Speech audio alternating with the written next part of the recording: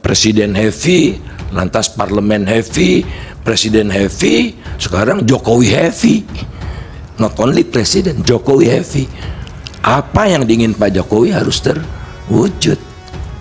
Itu yang membuat situasinya lebih masif, dan matter of time saja nanti penerima bansos-bansos itu juga banyak yang tumpang tindih.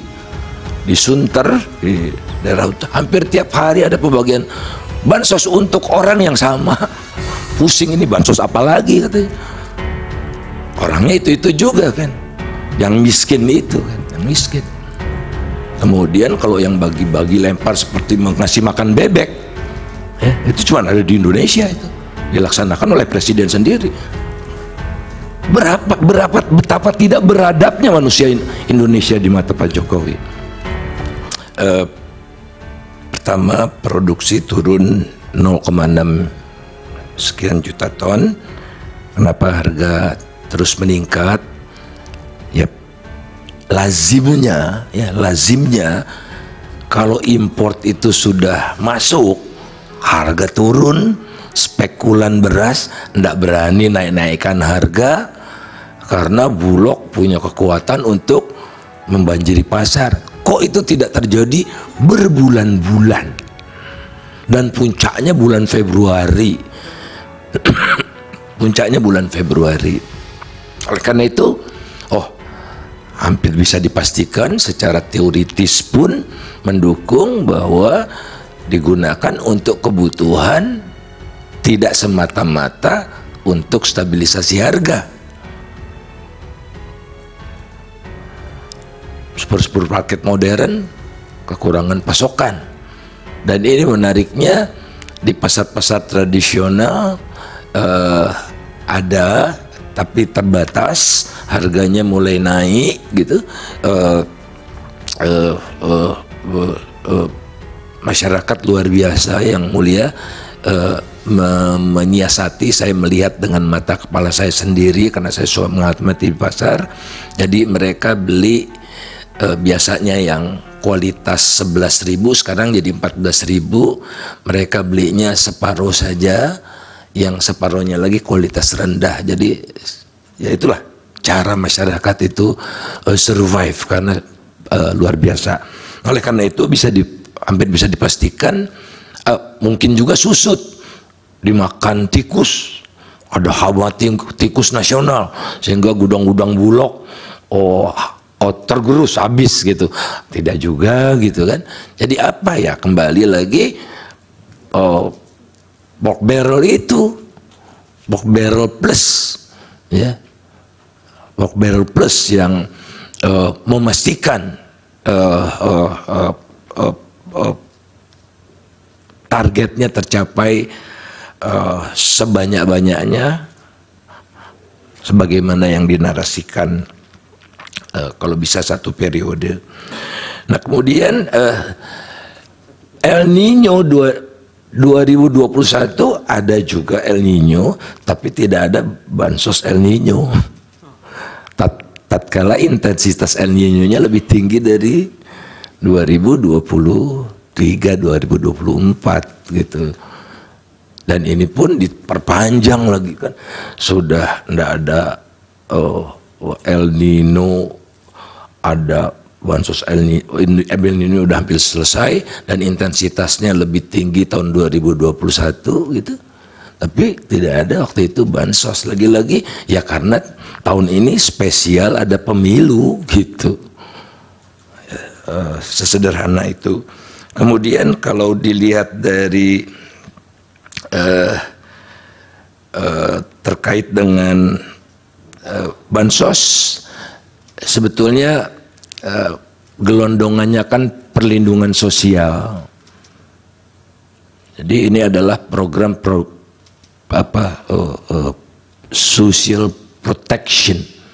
Jadi ini bukan, kalau bansos ini seolah-olah belas kasihan, kemurah hatian. Nah, ini adalah kewajiban negara untuk mengentaskan orang miskin untuk tidak jadi miskin, dan orang yang belum miskin tidak masuk ke jurang kemiskinan. Itulah perlindungan sosial namanya. tapi varian bansosnya semakin banyak. Disetujui DPR tentu, tapi tambah di tengah jalan ya tidak disetujui DPR. Pelaksanaannya dilaksanakan oleh para menteri dengan kamuflase ini dari Pak Jokowi, nggak disepakati oleh DPR. Import disuruh 3 juta, tidak persetujuan DPR. Banyak sekali. Dan kita tahulah kehidupan berbangsa di kita kan, kita sempat presiden heavy, lantas parlemen heavy, presiden heavy, sekarang Jokowi heavy. Not only presiden, Jokowi heavy. Apa yang diingin Pak Jokowi harus terwujud. Itu yang membuat situasinya lebih masif, dan matter of time saja nanti penerima bansos-bansos itu juga banyak yang tumpang tindih. Di Sunter, di daerah hampir tiap hari ada pembagian bansos untuk orang yang sama.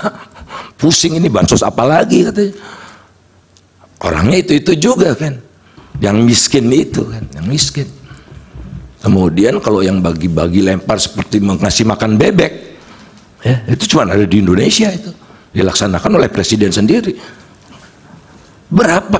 Betapa tidak beradabnya manusia Indonesia di mata Pak Jokowi. Udah biasa, dan intensitasnya tahun ini luar biasa. Intens, bahkan pernah berkantor di salah satu provinsi besar untuk bagi-bagi. Saya sebetulnya ingin cerita tapi tidak etis. Bisa dipersingkat, waktunya sudah habis Pak Faisal. Waktunya baik Bapak, makasih. Masih terakhir tadi pertanyaan pihak terkait yang belum terjawab, bisa diberi waktu 1-2 menit. Tong babi. Ya, yang keterlibatan mantan-mantan gubernur, kemudian toh ikut kontestasi juga itu. Kan ini pemilu nasional, relevan marketnya kalau di pengadilan KPPU yang mulia, relevan marketnya bukan provinsi. Jadi Gentong babi ini mengacu pada praktik yang dilakukan oleh politisi yang menduduki jabatan tinggi di pemerintahan pusat, yang mampu menggelotorkan uang lebih besar gitu, agar menarik pemilih sehingga dia terpilih kembali. Jadi beda relevan market kalau kita bicara gubernur, bupati dan sebagainya, karena yang dihitung adalah nasional, dan gubernur atau bupati tidak punya aparat sampai ke seluruh Indonesia. Gubernur Jawa Timur tidak bisa memerintah kepala desa di Papua, nggak bisa. Tapi kalau presiden bisa, kalau menteri dalam negeri bisa, polisi bisa. Itu kira-kira bedanya. Baik, terima kasih. Pertanyaan kami juga belum dijawab, Yang Mulia. Ya. Sudah tadi keterlibatan DPR tadi kan? Ya, tapi hanya memang ada beberapa actionnya yang kemudian tidak match, itu tidak maunya DPR. Sudah dijawab tadi? Ya. Pada bagian mana yang dijawab? Apakah memang pemerintah yang melaksanakan ketentuan undang-undang tentang bansos itu, apakah bisa dipersalahkan pemerintahnya kalau dia melaksanakan ketentuan undang-undang? Saya rasa jelas tidak perlu dipermasalahkan. Ya, pemerintah wajib untuk melindungi rakyatnya, membantu bantuan sosial kalau ada bencana alam, kalau ada gempa bumi, ada tanah longsor, ada El Nino, dan semuanya ada indikatornya. Oke, cukup Pak. Yang Mulia, mungkin ada miss sedikit. Pertanyaan saya tadi bukan menyangkut gubernur. Pertanyaan saya tadi adalah bagaimana ketika tahun 2004 itu SBY bisa menang atas Megawati dalam Pilpres, dan kemudian 2014 ya, Jokowi ada yang menang. Ditambahkan Pak Faisal berkaitan dengan itu? Ya, itu belum dijawab. Tidak masuk dalam kriteria politik gentong babi karena Pak SBY waktu itu bukan incumbent. Pak SBY incumbent pada pemilu berikutnya. Setelah itu dia tidak menyiapkan dinastinya, anaknya. Jadi dia bebaskan waktu yang baik, cukup Pak Faisal, terima kasih.